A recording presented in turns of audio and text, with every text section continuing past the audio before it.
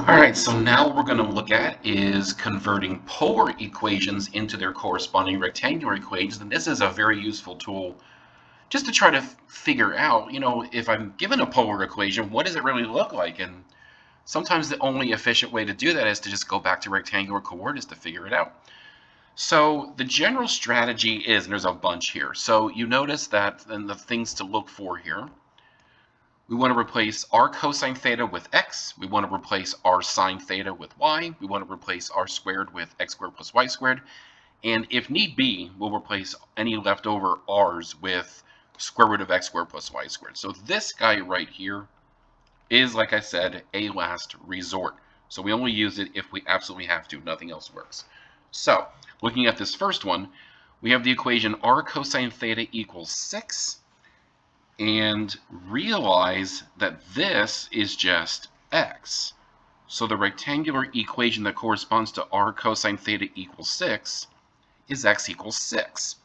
Now I want to take a moment and look at the other possibilities for that one. So if you have r cosine theta equals 6, I can write that as r equals 6 over cosine theta, or r equals 6 secant theta.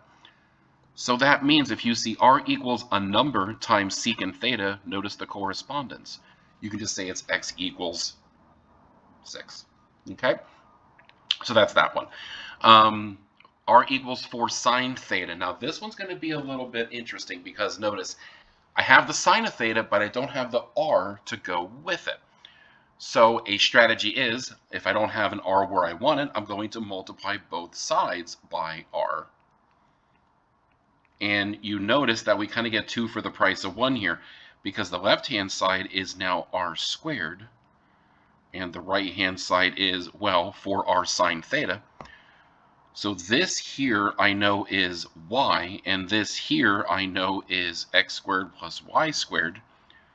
And that takes care of all the polar coordinates, doesn't it? We have x squared plus y squared equals 4y. And sometimes that is written this way. We bring all the variables over to one side and set it equal to 0. Another handy way to write this is to use completing the square and recognizing right now that, hey, that's the equation of a circle, so we can definitely go further than that. Just so you know, I personally would be okay with this or this. So this is just, again, for familiarity. So if I have x squared plus y squared minus 4y. Now, to complete the square, take half of 4, which is 2, square it, you get 4, add it to both sides of the equation, and then that gives us x squared plus y minus 2 squared equals 4.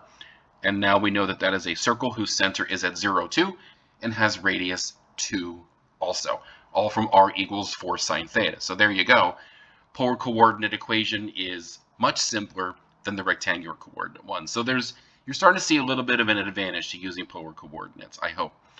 Now for the last one here. So this one's a little bit different because we have sine of 2 theta.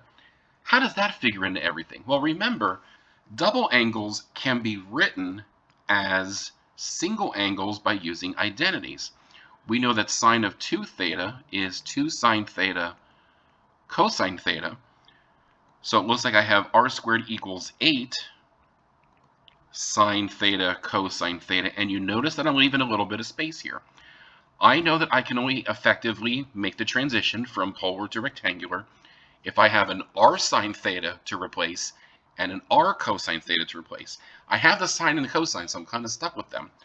So the only thing I can really do is multiply both sides by r there, and I'm going to multiply by another r here. So we have r to the 4th is equal to 8y x.